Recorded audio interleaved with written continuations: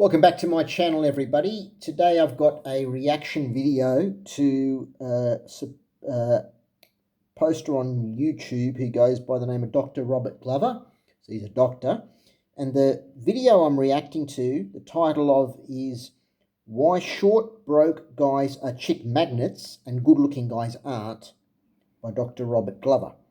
So just before I get on with this, Wednesday I will be getting my hair restored. I'll have all the hair back on my head, which I haven't had since I've been in my late teens, and I'm now 52. So I'm finally going to know what it's like to be an adult man with a full head of hair, and I can't wait.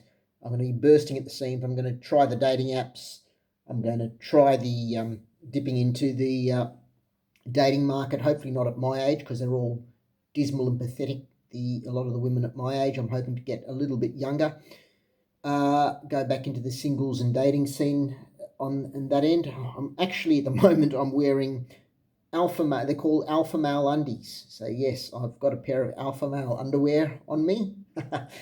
What else? So that's Wednesday, and yeah, it's looking forward to that. I've been getting a lot of blue-pilled advice lately, which I've been throwing in the rubbish bin, just ignoring. A lot of the women I tell, and I show them my picture of my full shaved head, and they all tell me, a lot of them, like stranger women who I come across, they're not family members, they tell me, look, you'd look a lot better with hair. They're being honest with me, and they even said I should have done this about 30 years ago. Unfortunately, the hair pieces 30 years ago were extremely detectable. Nowadays, they're not. So, yeah, Wednesday, expect a big video, probably Wednesday night or Thursday, to drop on my channel with and I will put the camera on me, albeit with sunglasses on, and you can compare that to what I used to look like bald from my older videos that I used to make, and you be the judge on whether I'm better bald or not. But yeah, so this video I'm about to review is by Dr. Robert Glover, and I've been through the title already.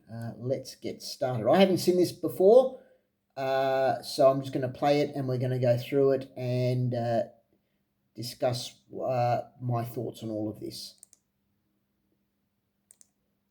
Good-looking guys that couldn't get a date and couldn't get laid. Yeah, so have I. There are some good-looking guys. I won't lie. There are some good-looking guys who can't get dates and can't get a woman. I've known guys with money that couldn't get a date and couldn't get laid.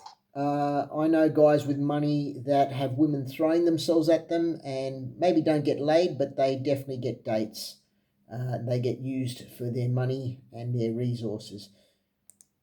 I've known guys with status that couldn't get a date and couldn't get laid. All guys I know with status all have wives. So obviously they got dates to get those wives. So yes, they got dates. And I've known short guys, broke guys, and guys with little dicks who are chick magnets. You are kidding me. Short guys? No. There's never been a time for short guys. Even what women say, oh, it's short king month. No, it's not. There never has been a short king month. Broke guys? No. Broke guys, women want men, especially later in their lives. After they go through their sleep around phase, they want men with a big wallet. Put it this way, to a woman, you're either a walking S3X machine or you're a walking ATM machine. You pick. You got two choices. You be the walking S3X machine or the walking ATM machine. So no, eventually women don't want broke guys because broke guys can't provide for most of their lifestyles. So no, that's not true. Well, who knows what size your private part is when it comes to the short private parts. Who knows what size? Women can only judge based on what they see once again, and they make a terrible judgment until you unzipped and got pantless for her. They wouldn't know what size you are, I'm told by women it's not what size you got, but it's how you use it as well. So not that I'm on that side. I'm probably on the upper end of that size. No bragging here, but I've been told. But I don't think that affects a woman's choice on a man at all. I think the short and the broke does, but I don't think the private part size does. Let's carry on. What's the difference? What's happening there? So if they're all trading up, they'd be all trading up. And I think the whole hypergamy thing is just, guys' excuse for saying, yeah, she left me because she's hypergamous and left me for this other guy. Not an excuse. That actually does happen, mate. I know men that have that has happened to. I know men that have never had dates and they've never been attractive, and that's what's happened to them.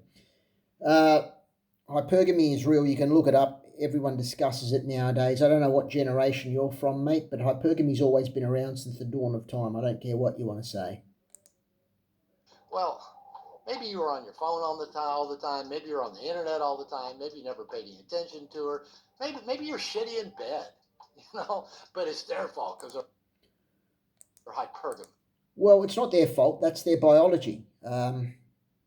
No, and it's not the man's fault either. Stop blaming men for those things. I'm sure the man wasn't on his phone all the time, and he wasn't doing other things that he shouldn't have been all the time, and didn't care. And I'm sure the man cared about her and didn't really think she was treated her like trash, that she would go and trade up to someone else. No, humans are hypergamous by biology, nature. Men are too. Look, I'm not saying it's women. I'm saying men and women are. We're not just saying men are here. We're saying all people are. So there's the difference, mate. Because hypergamy affects everyone. If you were dating a 5 out of 10 and then I threw a Victoria's Secret model at you and said, look, she wants to get down and dirty in the sheets with you and she wants to become your girlfriend, would you say no? Would you say no? Would you say, no, I'm quite happy and content with the 5 out of 10? Or would you trade her in for a Victoria's Secret model? Answer that one. Yeah. And women are the same. I mean, if, Brad Pitt or Leo DiCaprio was throwing himself at a woman who was dating a man who was in the mid range. Do you think she's going to say, no, look, I'm very happy and content? No, of course she's not. She's obviously going to get what the best she can get. And if they're into her, why wouldn't she want to trade up? That's just how women are. That's just how people are. And I just have never really bought into the whole hypergamy thing. It's probably because you're from a generation that taught daytime coloured sky pills. Clear daytime coloured sky pills. That's your generation. I think they call them boomers. They were all that coloured pilled, the boomers, and boomers were the generation before me, and they did a lot of damage to my generation. I can tell you that with their thoughts and beliefs.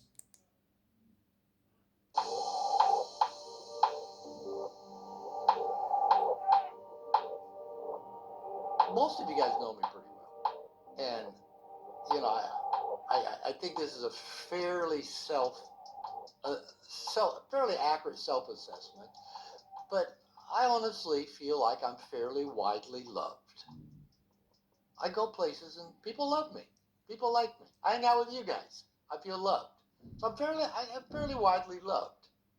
And even though I, cover and talk about a lot of different subjects, in general, I don't stir up all that much controversy.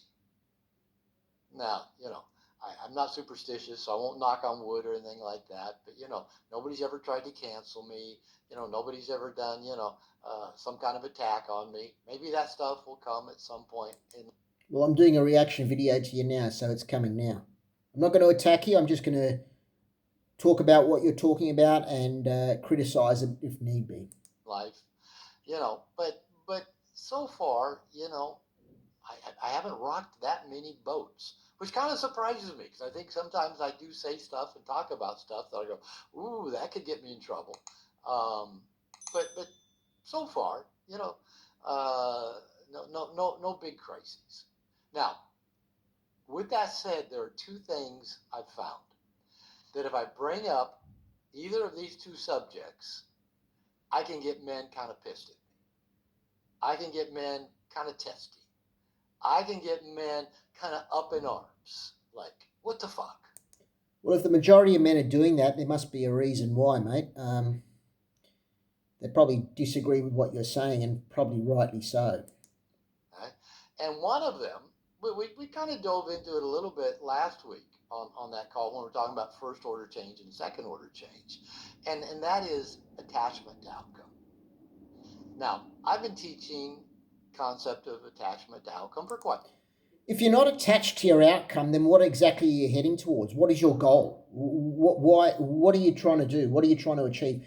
If you're not attached to your outcome, you're not trying to achieve something. You're not attached to what you're trying to achieve. That doesn't make any sense. You need attachment to outcome. Quite some time. And I didn't make it up. And Buddha didn't make it up. Jesus didn't make it up. It's just truth, right?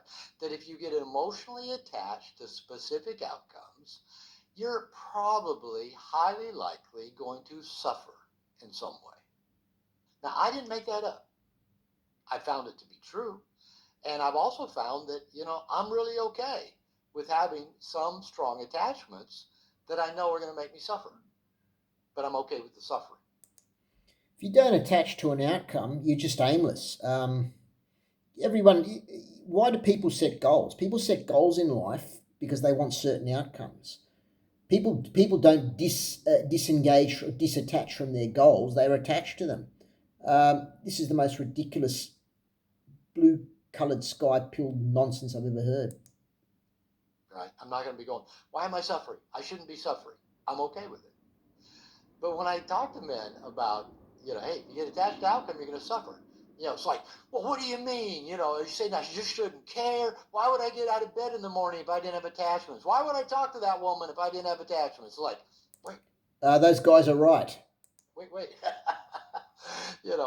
I'm not trying to punish you. I'm not trying to, restrict you in any way. I'm just saying it's human nature to get attached to outcomes, especially get emotionally attached to very specific outcomes. And that tends to make us suffer. And again, I didn't make it up. Right? So we kind of went into a little bit of that last week. And even in some of my pet forums I've been teaching, that's come up a little bit, around this whole attachment to outcome. And we've had some discussions around that in my pet masters. Now, there's a second thing that I can really get some guys up in arms about. And we're going to talk about that on this call. And I'll just give you a little teaser about it. Is when I encourage men to walk through open doors of opportunities rather than pound on closed, locked doors. That makes sense. I agree with you there, but what point are you getting to? They get mad at me, especially in the area of dating. Well, I want to talk to that pretty woman. She's hot. I think she'd make a good girlfriend. I think she'd be great in bed. I think she'd be a boost to my ego. I can't get turned on unless I'm attracted to her. Why would I walk through an open door if it's an open? Correct. You don't think women are the same with men, mate? It's not just men doing that to women. Old fat woman. Yeah, these are the two things I tend to piss men off about. And again, I didn't make this shit up either. Okay, it's just like, okay, it just is what it is. So we're going to get into those weeds in just a few minutes. Okay, let's talk a little bit about pet, and then we'll come back around to that. I've been teaching positive emotional tension for over 15 years. I've had an online course about it for several years, turned it from a written course into a video course. As I said, I'm writing the book. I'm leading 2 pet programs right now, and I'm having so much fun with it. Henrik even made a comment the other day in a business meeting that he says, I think Dr. Glover's teachings around pet are now more popular and in demand than his teachings in the book No More Mr. Nice Guy. I don't know if that's true or not, but I do know I'm having a good time with it, and I'm having fun. We're having so much fun that when we started planning INCON 27, my whole team said, Robert, you're writing a book about pet. Why don't we just make all of INCON 27 about positive emotional tension? I go, okay, why not? Talk me into it. So we're going to really do some fun deep dives at INCON. Okay, basic premise of what I call pet, positive emotional tension, is that women have to experience emotional tension for attraction, arousal, and attachment towards a man. Attraction, arousal. Maybe attachment, yes, but attraction and arousal, I would say, is 99.9% physical. It's not what you're saying. It's not creating tension. That comes after a woman is already looked at you within the first within the first 2 seconds and said yes or no. And that's how long it takes. That's how long it takes all humans, men and women, by the way. I'm not just saying women do this only. I'm saying men do this as well. So stop trying to lump men and women into different. They're not. Women and men will both make snap judgments within a matter of seconds whether they're attracted to someone or not. And there's no amount of physical, or not physical, there's no amount of emotional tension that you can create with a woman that's going to suddenly get her aroused by you, S3 actually aroused by you and attracted to you in an S3 actually way. It's not going to happen through emotional tension, push, pull, whatever you want to talk about. That comes after the woman has physically said, yes, I'm attracted to her. Her biology has reacted in such a way that she is S3 actually aroused and S3 actually attracted to you, not before. They got to feel something strong. And it's in the form of tension. Yes, that happens after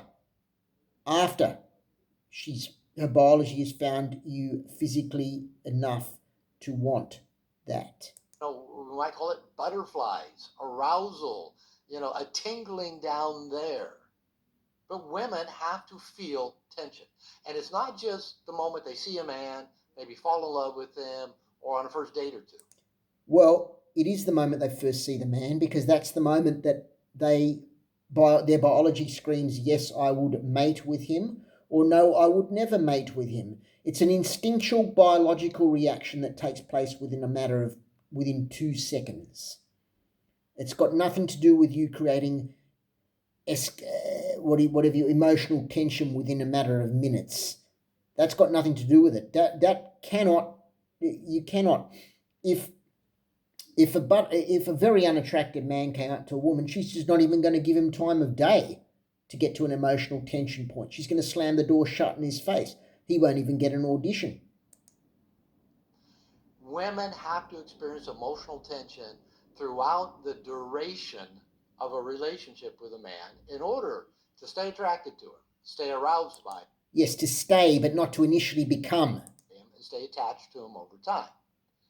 Now, as most of you know personally, and have probably heard me teach it, the problem here is that we men don't tend to really like emotional tension. Our sporting events have a clock on them. Our movies that have tension have a clock on them. If the tension runs more than about 2 hours, that's about the limit of the average. Anyway, I'm just going to cut all this waffle. Not only does a man need to keep emotional tension, as he says, once he's in a relationship, he also needs to make sure his looks don't fade, because women will suddenly be aroused and attracted to other men who are suddenly better looking than their partner, and that's how divorce happens. That's how cheating happens. Mind you, it doesn't only happen one way, it happens with men too, but it seems to be more so the other way these days with the women.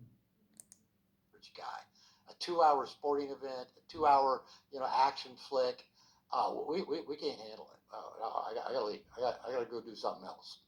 And so here we are with women needing some form of emotional tension to stay, and physical attraction to stay in the relationship and partnership. Connected with a man, aroused by him, attracted to him over time. Some degree of it. Yeah, and a man needs to make sure that his looks don't fade over time, so she stays S3 actually attracted to him. Like almost constantly. And we men are going, what the fuck? Enough. Just have a nice, cool, calm, smooth, everything's fixed, stays fixed, never have a bump in the road kind of relationship. And so we fail to create the kind of emotional tension that attracts women and turns them on. That's not what attracts women and turns on. Biologically, what attracts a woman and turns her on is a man's physical appearance, PA. Dr. Robert Glover. Let me introduce you to another doctor, a friend of mine. His name is Dr. Gordon Patzer. See here? Dr. Gordon Patzer. Dr. Gordon L. Patzer. I'm just going to read his blurb about the book called Looks, Why They Matter More Than You Ever Imagined. We all know one hard and undeniable truth. Physical beauty comes with tremendous power and tremendous benefits. Those who possess it are generally luckier in love, more likely to be popular, and more apt to get better grades in school. But very few of us realise just how much looks affect every aspect of our lives. Recent studies document that people blessed with good looks earn about 10% more than the average looking colleagues. They are also more likely to get hired and promoted at work. What exactly is this physical attractiveness phenomenon, and how does it affect each and every one of us? Dr. Gordon L. Patzer has devoted the last 30 years to investigating the unsettling phenomenon for both women and men, and how it touches every part of our lives. In Looks, he reveals not only its impacts on romance, but also on family dynamics, performance and school, career, courtroom proceedings, politics and government. Looks is the first book to explore how the power of beauty affects both sexes, and how the rise of reality TV shows, cosmetic surgery and celebrity culture have contributed to our culture's overall obsession with being beautiful. Unflinching and topical, Looks covers the sometimes ugly truth about beauty and its profound effects on all our lives. So doctor, meet doctor, please. Sort out your differences away from the camera. I don't want to know, but I'm going with Dr. Gordon Patzer. And yeah. I think he's talking about, look, if I read this guy's blurb, just give me a few moments. If I read this guy's blurb here, where's this for this video? More. Okay. He seems to think, get on the internet and you'll find there's no storage of theories about what women are attracted to. Red Pill says it's hypergamy. Correct. Red Pill is correct saying that. Not everything they say is correct, but that's correct. Black Pill says it's status, money and looks. That is correct. Short-term looks, long-term status and money is 100% correct, even short-term for status as well and money. And if you don't have them, you're out of luck. Well, that's true, you are. I've never bought either one. I don't know why. Women get with and stay with losers all the time. Bullshit, rubbish. They don't. They dump losers for rich men after time because they can't provide for their superior, like crazy high lifestyles. Sorry, there's just an ice cream truck in the background. I don't know if you can hear it. And blaming them for the fact that you didn't get laid is just a good way to be a victim and a crybaby. No, it's not. Absolutely not. It's not your fault if you weren't biologically attractive to a woman, considered biologically attractive to a woman, that she wanted to have S3X and do the job with you. No, absolutely not. In this lesson, I lay out what I believe is actually underneath attraction, beneath the evolutionary factors, the cultural factors, and the familiar roles we're all drawn to, the perception of a man's options. Well, let me ask you this, Dr. I forget your name already, Dr. Glover. A man's options. How does a man have options? How does a man get options? Does he have to develop them? Is he born with them? Is he born privileged enough that he can have options given to him from when he's young? Is he attractive enough, good looking enough that options come to him? Is he wealthy enough that he has options? Is he broke and short and unattractive enough that he has options?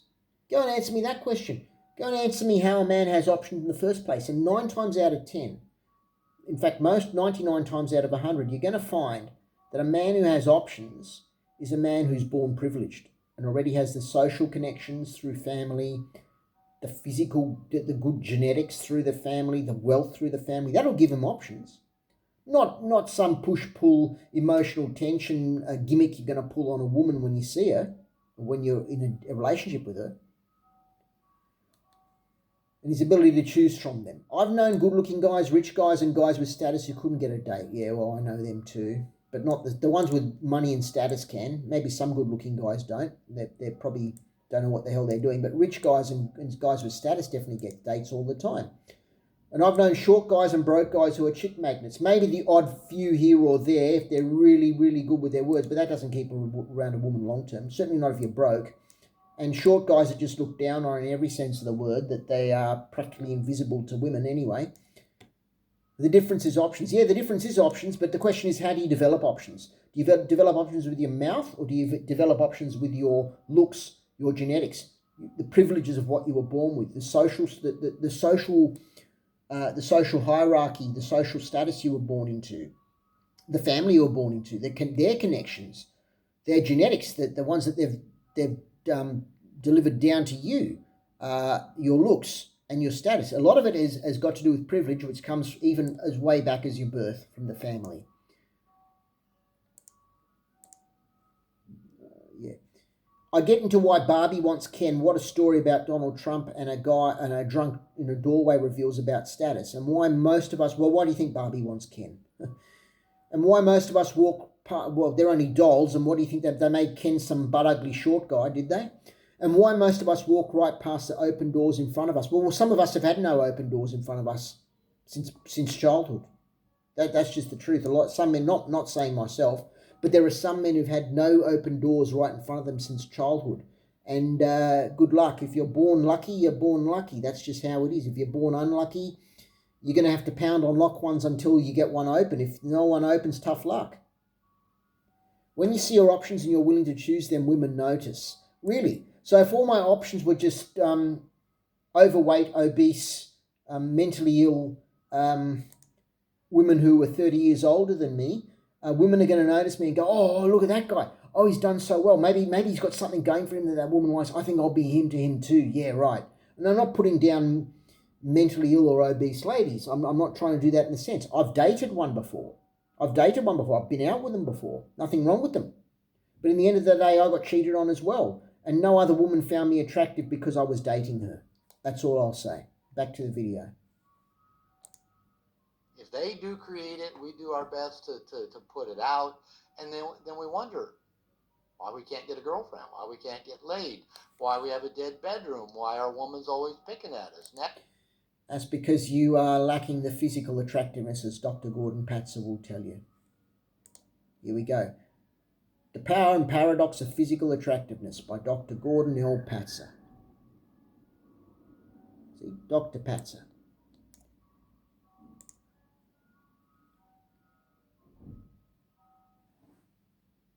Here we are. Let's read through this. Pick out the main points here. The great importance placed on the dimension of a person's physical appearance. It's getting loud now, that ice cream truck. Just go through this. It's probably right outside my place.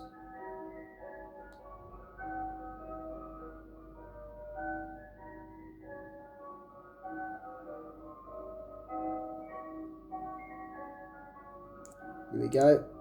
With penetrating vision, Dr. Patzer provides evidence that despite professed ideals, people do judge others by their looks. Physical attractiveness is a more powerful determinant of a person's fortune and misfortune in life than people admit. No matter the words, thoughts, and ideals proclaimed by people, those same people judge, assume, infer, believe, act, treat, decide, accept, and reject and behave toward or against individuals in patterns consistent with their own physical attractiveness of that and that of others. So basically, it's about people, how they perceive your looks, and you get treated accordingly. So I don't know about all this emotional tension you have to create. I believe that comes only after you've been chosen or not chosen for your looks.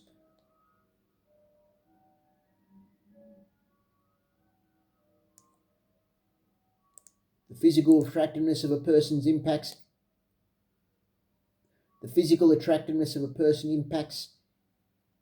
Where is it? What was I just reading? The physical attractiveness of a person impacts every individual throughout every community across the United States and around the world. All people inherit and alter their physical attractiveness, which is determined by complex, interdependent physical and non-physical factors.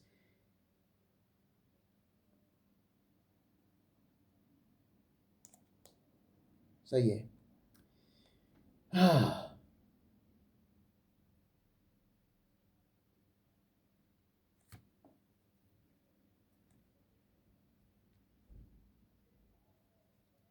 through this process, people knowingly and unknowingly, it's done subconsciously because the people don't know they're doing it, but they do it anyway because it's subconscious. That's why they don't admit to doing it. Extensive information based on this cue, which in turn triggers assumptions, expectations, attitudes, and behaviours. It ultimately leads to powerful consequences with significant benefits and detriments for every person, accompanied by continuous pursuits toward these benefits and away from these detriments, caused by his or her level of physical attractiveness. Nagging at us, criticizing, complaining us about why she never is turned on anymore. And I mean, it can be a number of factors. I'm a marriage and family therapist by training. So, I mean, there are many different threads you can pull of why these things might be. But one of the core ones I've found is pet. Is pet. When a man understands a woman's need for emotional attention, pet or net, positive or negative, the woman doesn't care. We do, but they don't. When we understand that need, we now can begin to live in such a way, interact with women in such a way, to make us more attractive, to keep us more attractive long term in a relationship, and give it. No, physical attractiveness is the outside, so nothing you can do with emotional tension in that sense can make you more attractive unless you're basically looking after your physical attractiveness on the outside. Gift to women. Now, I have to continuously stress to men because we want to turn pet into a bunch of techniques and to get women to do what we want them to do. And I say pet, the way I teach it, boils down to two things. It's a gift to women, a gift to the world, and it's powerful masculine initiation. Why? Because us learning to tussle and stay connected with and lead and create the container for the feminine is it's a challenge. That's why it's powerful masculine initiation. Because one, Yes, it's a challenge to basically keep looking good throughout your life as you age. You need to keep in good physical shape and physical appearance. That's the challenge. It's not pet. things I said, I use the illustration of my dog Nala. She is born and bred to tussle. She loves to tussle. She'll get a toy, she'll get a rope, she'll come bump you in the come. I'm the one that tussles with her the most, so I'm the one she usually bumps in the leg with. All right, tussle with me, tussle with me. And I can tussle with her. And it doesn't matter how long I tussle with her, it's never enough. She's never done. I cannot out tussle that dog. That's also true with the feminine. The feminine loves to tussle. And it's just what they're born and bred to do. And we're born and bred to fix everything and get everything back to good. Keep everything calm and smooth and running the way it's supposed to. We're really not born and bred to tussle. Maybe again in little ways, but not when it comes to relationship. Okay. So, as I said, the fun part I'm having with writing the pet book is just the way the muse is having her way with me. And like I said, I've been getting up writing and just getting into the weeds. And I finished a chapter a couple weeks ago. Ransomware, a type of malicious software, also known as malware, that prevents you from accessing your computer. Where the muse said, write this. And I go, okay. And I thought, oh, okay, this is kind of interesting. But it's around attraction. Now, if you get on the internet, it's not hard to find people talking about attraction. And there's, all these different theories and slots. Red Pill will tell you it's all about hypergamy. Well, it is. Not that I fully 100% agree with Red Pill, but it is. It is about hypergamy. People are always opting for the best options they can get their hands on. Men, women, whoever it is about hypergamy. Dating and relationships is all about hypergamy, really. If you satisfy a woman's hypergamy and some guy comes and does a better job, she's going to walk for the other guy in this era of easy divorce. Same thing with a man. If a woman loses her attractiveness and a man finds another woman more attractive, he might walk as well. It's no different. It is about hypergamy. Red Pill have got that right. Women are evolutionary wired to keep trading up to the best man that they can find. 100% correct. Now, there might be some truth to that. A lot of truth, mate. There's a lot of untruth to it. Rubbish. Women get with and stay with losers all the time. No, they don't. Right? So if they were all They trading don't stay up, with them. they'd be all trading up. And I think the whole hypergamy thing is just, Women don't stay with broke losers. Women have. The bloke. Look, even the bloke who's doing my hairpiece. He told me, you know how much women spend on. He says they spend in the 5 figures amount yearly on makeup and looking good. He says what you're paying is a minuscule amount compared to what women pay each year. this, guys' They don't want a broke guy. He can't fund that. excuse for saying, yeah, she left me because she's hypergamous and left me for this other guy. Well, she probably did. Well, maybe you were on your phone all the time. Rubbish. Maybe you're on the internet all the time. Maybe Rubbish. You never paid any attention to it. Maybe you were looking after her like a good man should, and she just found a better option than you, a more attractive option, and she just jumped. Or maybe you're shitty in bed. Oh, But God. it's their fault because they're hyper. Stop blaming men. Now you're going to say shitty in bed. Yeah, right. So she slept with another guy because she found him attractive, and then therefore she found him better in bed, so she decided to stay with him. Give me a break. Oh, please, you talk a lot of nonsense. Hypergamous. And I just have never really bought into the whole hypergamy thing. Well, that's Well, then you got that's because you come from a generation of blue-pilled idiots.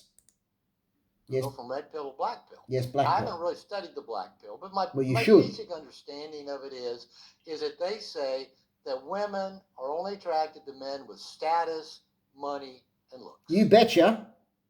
And if you don't have status, money, and looks, you're shit out of luck. Yeah, you shit out of luck, and I'll tell you Now, why. it Hang sounds on. like Social status depends on your social group. So if you've got no social group, if you grew up non-privileged and you had to struggle all your life to make friends and look good and be accepted, you won't have status. And if you struggle all your life to make friends, well, you're going to struggle to find a girl, aren't you? That's one. Money, yeah. Well, money. Women will stick around for money because they got big expensive bills throughout their life to pay, and they want the man to pay for it all. Looks, well, that just goes without saying you need to be S3-exally attractive in order to get the S3X. So that's why, yes, the black pill is correct. a really good way to be a victim and a crybaby, and again, blame women for the fact that you don't get laid. No, it's not about blaming women. It's about talking about human biology 101. It's not got to do with blaming women. Men are the same. It's not about women or men. It's about human biology. Now, the funny thing, we'll come back to that. Yeah, you want it. Now, the truth is, I'm not going to deny the fact that good-looking guys have a leg up. Oh, Or that men with status have a leg up. oh, good. You just, at the start of your video, you said you know a lot of good-looking guys who don't get dates. Now you're saying good-looking guys get a leg up. You contradict yourself, mate. Or that the guys with money have a leg up. I'm not Of denying course they that, do. Okay? I remember I heard David Data years ago at a workshop, and he said, all right, a woman is standing. You said broke guys are chick magnets, yet you're saying guys with money have a leg up. You are such a contradictory idiot. In front of 2 men, and she has the choice of either man. They both, he said, had the looks of George Clooney. They both had the heart of Jesus. And one had the money of Bill Gates, and the other was the town pauper. She went Bill Gates' money. Well, which one's she going to choose, right? It's a no-brainer, right?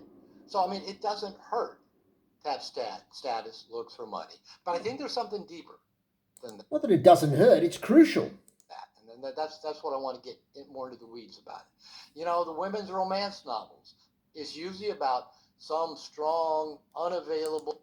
The romance novel's about Chad, woman finally securing the Chad that she had her eye on from the start. That's what romance novel is.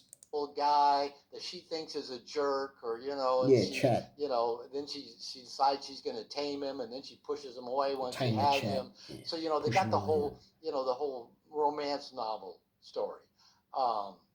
Years ago when I first started looking at dating stuff, David D'Angelo, Eben Pagan is his real name, had a program called Double Your Dating. It made These guys are just the biggest rip-off artists. David D'Angelo, my gosh. David D'Angelo.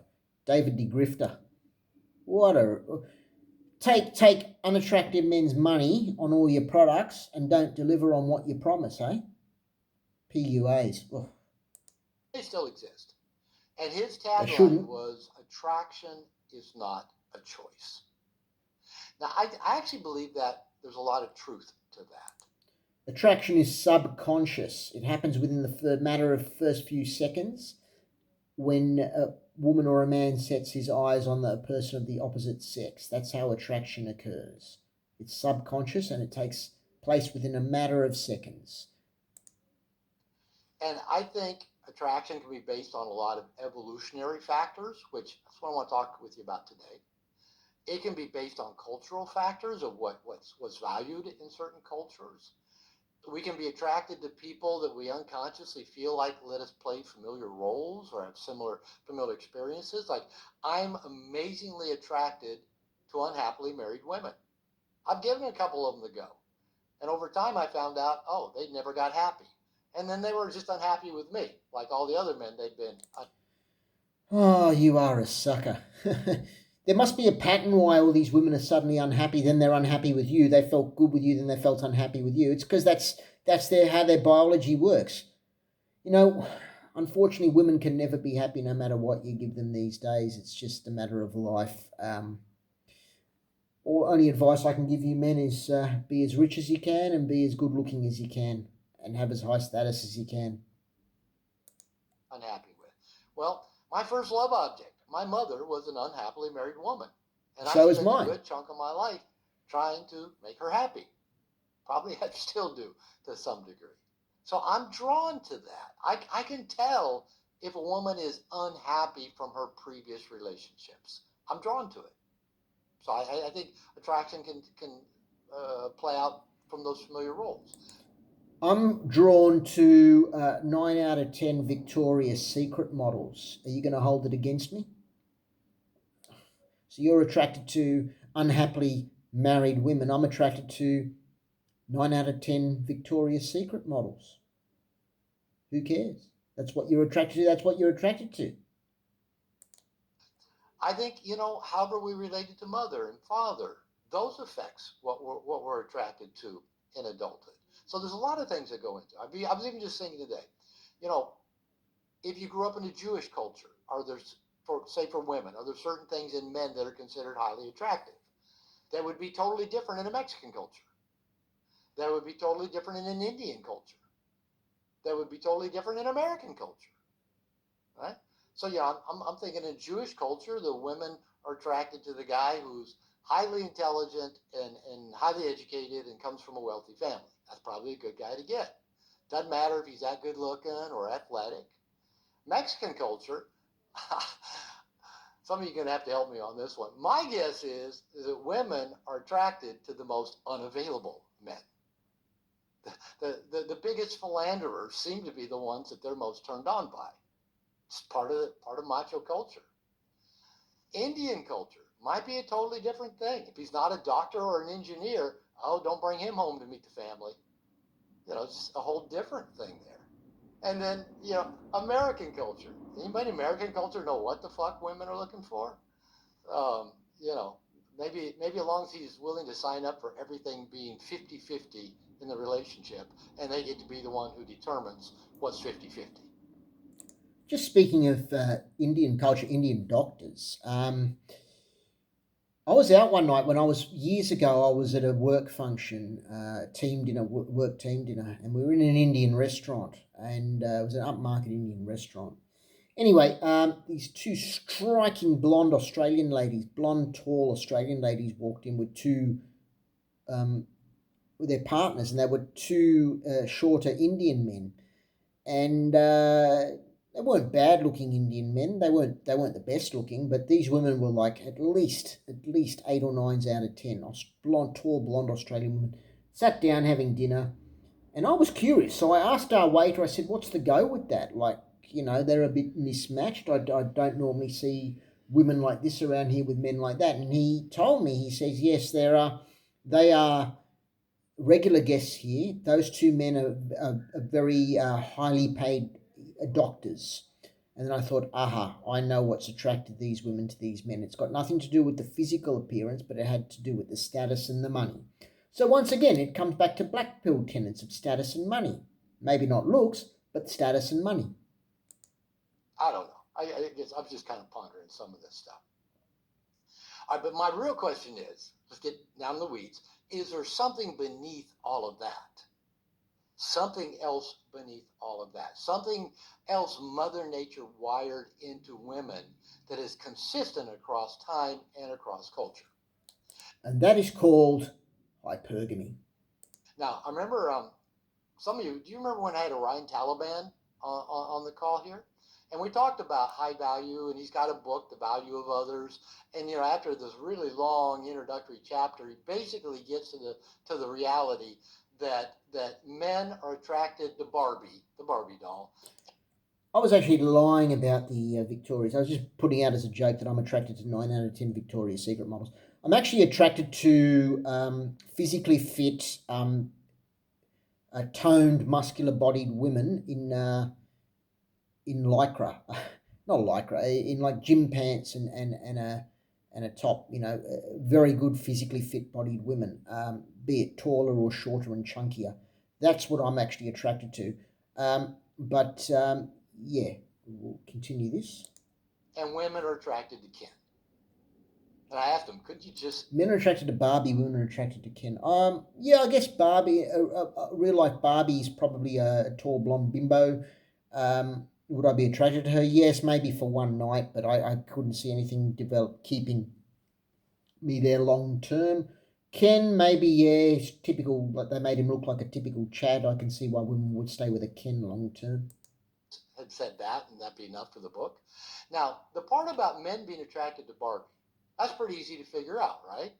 I mean, are there any of us that don't understand what that's about? We're attracted to her physicality, her curves, her height, her looks, her hair. She's pretty, right? She has a physicalness that we men are turned on by. That's true. We're turned on by those curves in women. That's true, but women are also turned on by the physical in men. But why is Barbie turned on by Ken? Ken has been made out to look like what we would call a Chad. He's a good-looking doll, a male doll, to partner with Barbie, tall, good-looking male doll. And presumably he's made to be rich, and so Barbie goes with him, and that's why they made them a pair. I wonder what this man thinks of Ken. It's probably not what I think. That might be a little bit more complex. Is it because he's good looking, or Yes. has a tuxedo, Yes. or a sports car? Yes, money. Is it his money? Is it his Yes. toys? Is it the adventures he could take her on? Probably it's all got to It's do with not status and quite money. as clear as why we men are turned on by Barbie. Okay, so here's my proposition, that beneath all of this, it is the perception of a man's options and his ability to freely choose from his options. Once again, this options thing. How do men get options in the first place? How do men get options in the first place? Does it drop out of the sky? Does it grow from the ground? Or is he born with options? Is he born into a family where he's got more options? Or is he born with genetics that give him more options? Or does he just generate them out of thin air? That makes him attracted to a woman. My premise is that a man with lots of options, now that could come from being good looking. It could come from having money. It could come from having status. It comes from all those three, and if you tell me it comes from something else, you're a friggin' liar.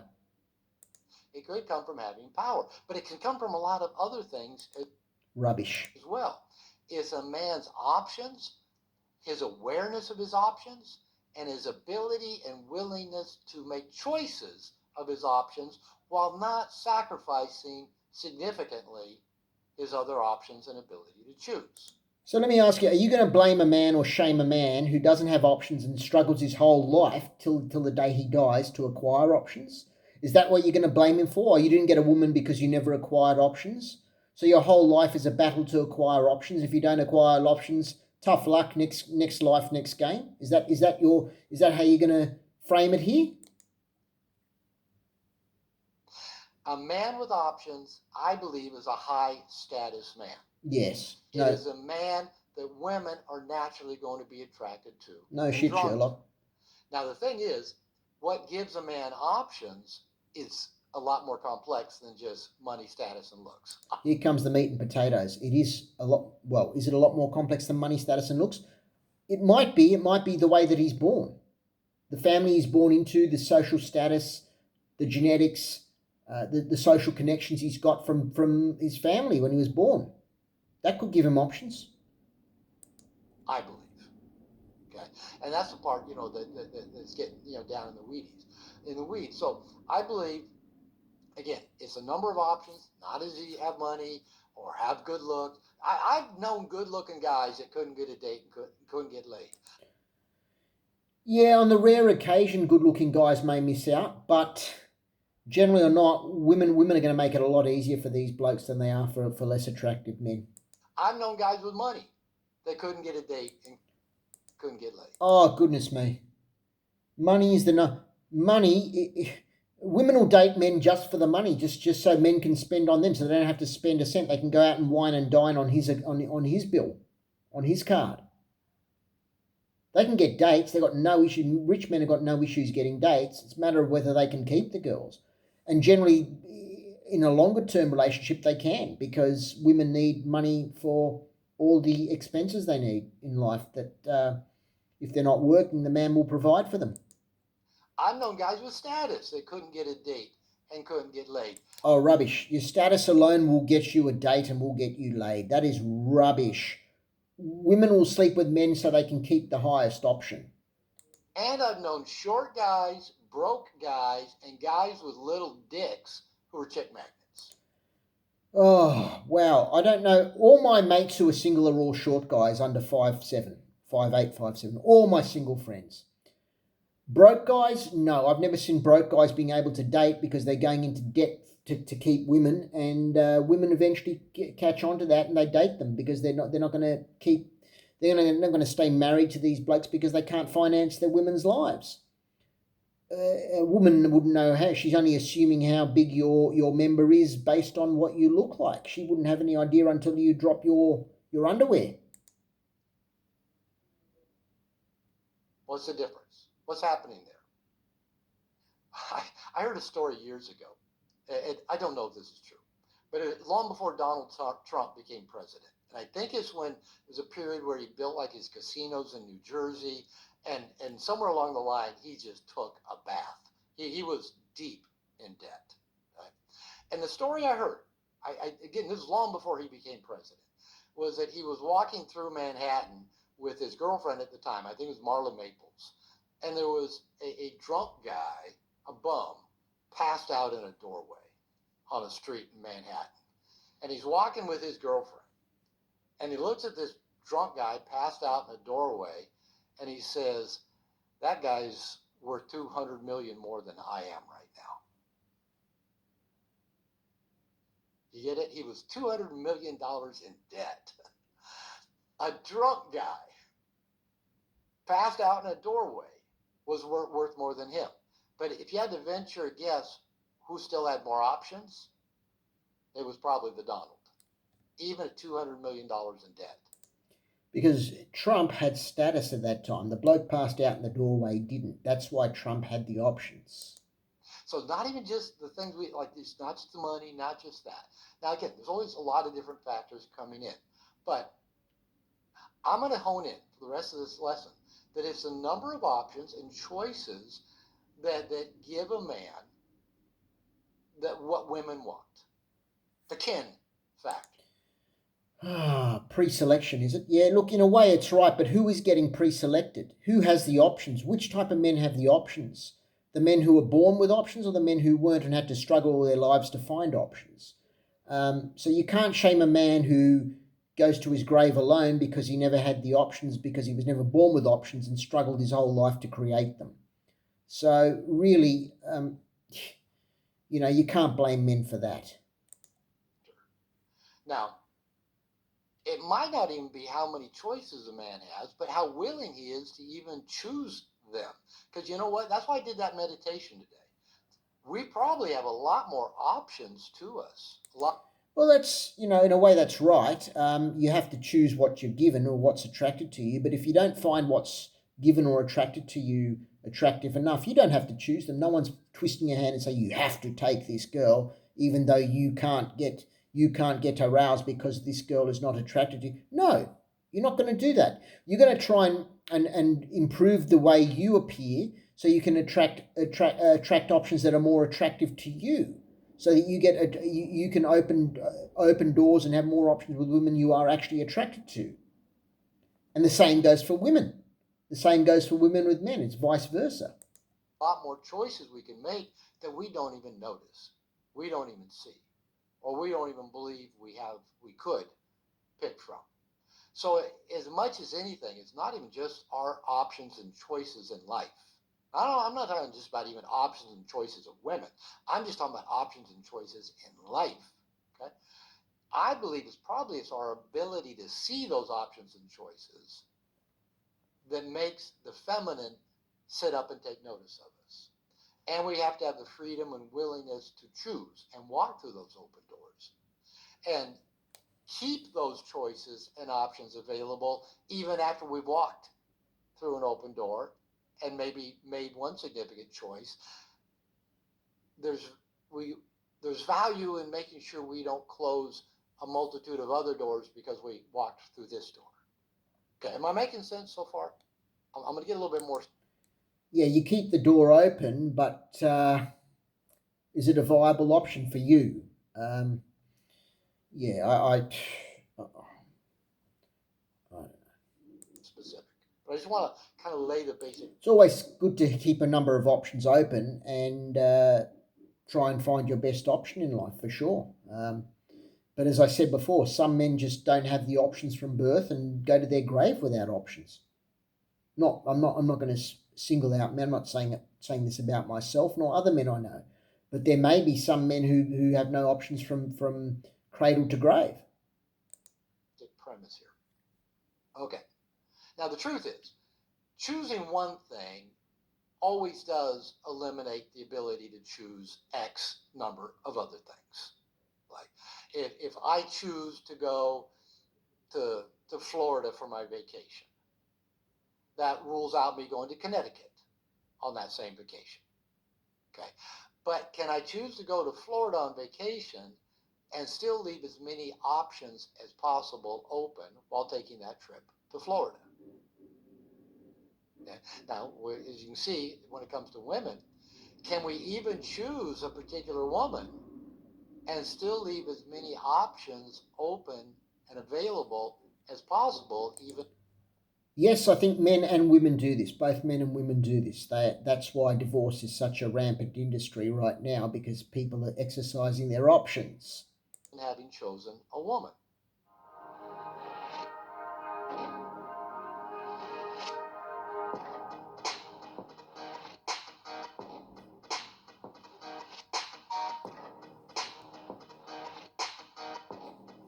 Is there anything more to this? No. Okay.